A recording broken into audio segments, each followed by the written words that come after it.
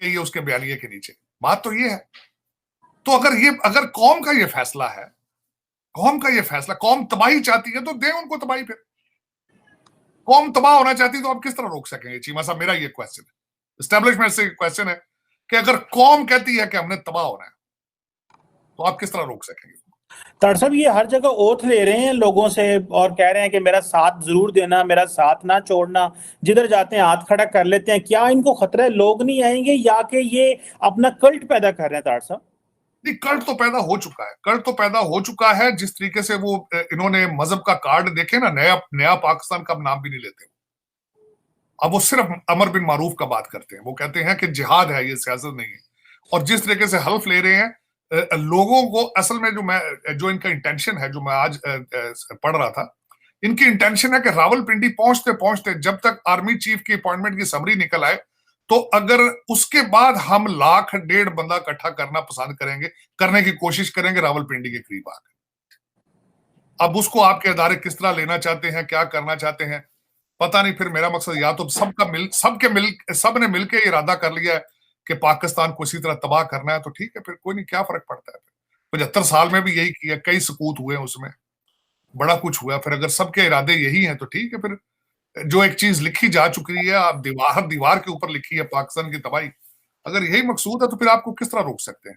जब 25 करोड़ में से 20 करोड़ लोग ये कहते हो कि हमारी डायरेक्शन अफगानिस्तान है, हमें सोमालिया ज्यादा पसंद है, फिर देखें। लेकिन उसमें मैं ये एक बात, ये थोड़ी सी अर्ज करना चाहूंगा। जावेद चौधरी साहब ने कल एक और, मैंने उनका उनका आर्टिकल पढ़ा है। उन्होंने कहा है कि खान साहब को उन्होंने ना थोड़ी सी एडवाइस देने की कोशिश की। उन्होंने कहा ये जो लोग कंटेनर पे नीचे आपके खड़े हैं, ये कौन है, जरा आपने सोचने की कोशिश की है। उन्होंने कहा पंजाबी ऐसी कौम है, ये बस के अड्डे के ऊपर बांदर वाला रीच वाला आ जाए ना तो 500 बंदा वहां भी इकट्ठा हो जाता है। ये वो लोग हैं, जब पहाड़ों से पठान उतरते थे ना, पहाड़ों से, तो ये आगे से उनकी स्वागत करते थे, उनके घरों में हार डालते थे और उनको पानी पात ले जाके कहते थे कि अपनी जंग खुद लड़ लो भाई। वो लोग हैं। और उसके बाद ये हुआ कि जब अंग्रेज आया दूसरी डायरेक्शन से, वो पानी से आ गया, तो ये परेशान हो गया। उन्होंने कहा पहले तो पठान पहाड़ों से आते थे, ये किधर से आ गए?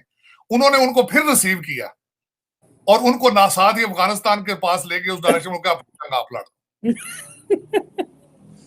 तो खान साहब, मैं ये बात आपको ये बता दूं, आपके जलसे में किसी साइकिल का टायर फटा तो 100-150 बंदा स्टैम्पीड में मार जाएगा। सही कह रहे हैं।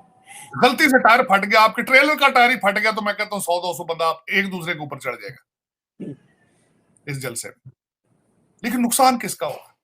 मेरा ये क्वेश्चन है चीमा साहब। पीटीआई वाले पाकिस्तानी नहीं है, नून लीग वाले पाकिस्तानी नहीं है, एस्टेब्लिशमेंट पाकिस्तानी नहीं है।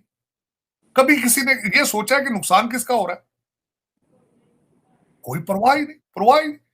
जब एक कौम अलमियात और इस तरह के हादसात के अंदर रह रह के इम्यून हो चुकी हो, हर गली के अंदर बम फटा, पिछले दौर में हर गली में तमाशा हुआ है, मुल्क के टुकड़े दो हो गए, वो समझते हैं व्हाट द हेल, वो कहते हैं क्या फर्क पड़ता है जी, क्या फर्क पड़ता है?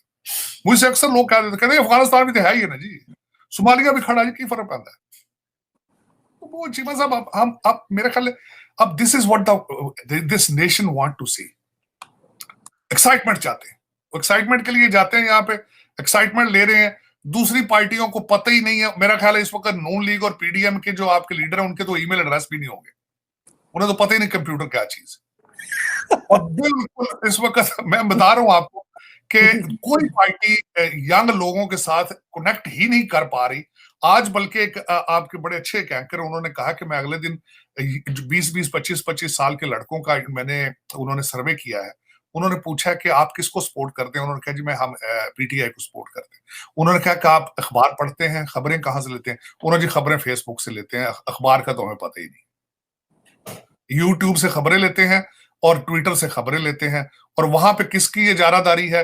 वो जो इन्होंने 2000 बंदा हायर किया हुआ सरकारी तनख्वाह पर, वो सुबह शाम उठ के उनका काम ही ये है कि उनको अट्रैक्ट करना। और इन चीजों के अंदर आपकी पीडीएम और नून लीग फेल हो चुकी।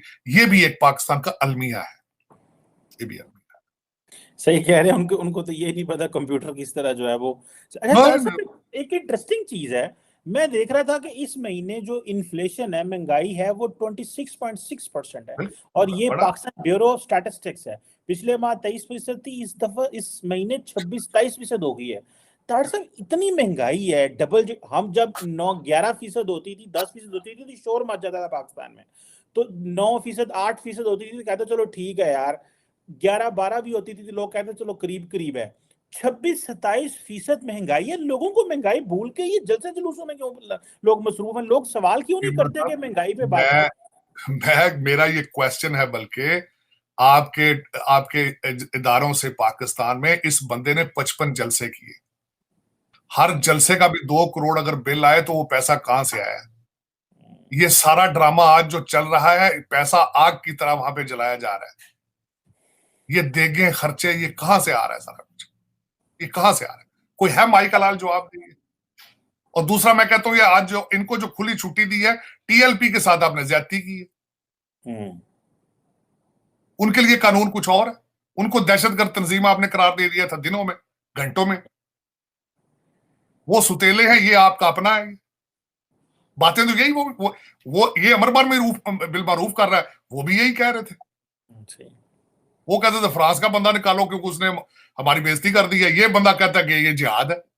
फर्क क्या है फिर? अमर भी मारूफ है। ये हलाल है, वो हराम थे। चीमा साहब, असल हकीकत ये है कि मैंने बताया कि आपके पाकिस्तानियों ने मूड बना लिया अपना कि यार हमें तबाही चाहिए। हमें वो कहते हैं हमने ये जो कुछ भी हो रहा है हमें नहीं चाहिए, हमें तबाह करो। वो चाहते हैं। चले, कोई नहीं। मेरा ख्याल है ये अगर कौम का मूड यही है तो ठीक है, क्योंकि उसकी वजह ये है, अब तो अफगानिस्तान भी तरक्कियों पे जी। अफगानिस्तान भी रशिया से ट्रेड शुरू कर दिया है। बल्कि उन्होंने रशिया से बातें की तो अमेरिका परेशान हो गया है। वो भी नजदीक आ गए उनके, वो डायरेक्ट डायलॉग कर रहे हैं उनके साथ। अब वो भी बेहतर लग रहा है, उनकी करेंसी आपके रुपये से बेहतर लग रही है। चले, आप अगर यही आपकी मर्जी है, यही आपकी, मैं तो बल्कि चाहता हूं कि अगर आपकी कौम ये चाहती तो जल्दी से जल्दी इनको दें। इनको खज्जल जलील ना करें, इनको जल्दी चाबियां पकड़ाएं। मुराद सईद आए, वो अपना अपना काम करें, नई रिंग रोड बने, मलक आपका क्या नाम है, बैरिया वाले मलक रियाज है, वो अपना कारोबार अपना जल्दी शुरू करे। अपना सारा करो, वारदात डालो, लंदन जाओ और टोरंटो जाओ, आप अपने चीजें करो। इस कौम को भी मजा आना चाहिए जो लेना चाहते हैं। और वो जो लंदन वाली जो मलक रियाज से इन्होंने करोड़ों रुपए कौमी खजाने में डलवा लिए। तार साहब, इस मुल्क की बदकिस्मती देखें कि जो कैबिनेट ने समरी पास की थी, कैबिनेट को दिखाई भी नहीं गई थी वो समरी। वो बिल्कुल बंद समरी आई थी और वैसे ही अप्रूव होकर चली गई। और शीरी मजारी ने कहा कि अगर आपने हमें दिखानी नहीं थी तो लेके क्यों आए, वैसे ही आप करवा लें। इस तरह तो इमरान खान साहब कैबिनेट में डिक्टेटोरियल मिजाज के बंदे हैं। और उस बंदे के हाथ में तस्बीह थी, और बंदे के हाथ में तस्बीह है। और माफी किसको दे रहा है? पाकिस्तान का जो सबसे बड़ा लैंड ग्रैबर है, जिसके ऊपर सबका हाथ है। साहब। यही तो अलमिया है कि ये मेरे बच्चे जो हैं, जो कहते हैं कि ये जिहाद है, वो ये क्यों नहीं है, इस पे तवज्जो क्यों नहीं देते, इससे क्वेश्चन क्यों नहीं करते कि आपने अपनी यूनिवर्सिटी के लिए इतनी जमीन क्यों उससे ली? ये क्यों आप उससे चीजें लेते रहे मलक रियाज से? और उसकी जो कहती है 5 कैरेट दी अंगूठी मंगण लगी जे, वो क्यों नहीं सुनते? उसको कहते नहीं जी, कहते किसी और दी आवाज है, दी आवाज ही नहीं, कहते किसी और दी आवाज है। वो तो कहते वो तो पैगंबर है ना, कहते पैगंबरा भी कभी गलतियां कीतियां ना उस पे। और वो इमरान खान साहब की बीवी जो है, बात तो नहीं करनी चाहिए, वो कहते हैं वैसे वो घरेलू खातून है, लेकिन वो जो इनके डिजिटल टीम का हेड है, उसको आपने ऑडियो सुनी होगी, वो कहती हैं अरसान बेटा इसको गद्दारी से जोड़ दो, हर चीज को गद्दारी से जोड़ दो। बल्कि आज वो आप गद्दारी की बात करते हैं कि मैं बड़ी गलत अल्फाज हैं। दो हैंडल चले थे ज्यादा, गरीदा फारूकी के बारे में उन्होंने कहा था ये हिजाब के अंदर क्या है, और साथ एक दूसरा ट्रेंड उन्होंने चलवाया था, एक मंडी लफज था, आर मंडी, उन्होंने, ये 2 ट्रेंड उनके उनके जाते। और दूसरा देखे ना, ठीक है, मैं कहता हूँ उन्होंने अपने बच्चे छोड़ दिए, इन्होंने बच्चे छोड़ दिए अपने, दोनों के बच्चे कोई और पाल रहा है। वो दोनों के बच्चे अंगूठियां बेचते थे, दोनों के उनके बच्चे तो कड़ी उन्होंने बेची थी। जो हमारी खातून अव्वल है, उनका बच्चा दुबई में घड़ी बेच कर आया था। लेकिन ये देखे ना, देखिए इस तरह तो फिर होता रहता है ना, जब पैगंबर होते हैं वो तो इस तरह की बातें करते रहते हैं, डाइजेस्ट हो जाती। लोग अंधे हो चुके हैं, आंखें बंद हो चुकी, कानों के अंदर सीसा पड़ गया उनके अंदर, वो कुछ ना देख रहे हैं ना सुन रहे हैं।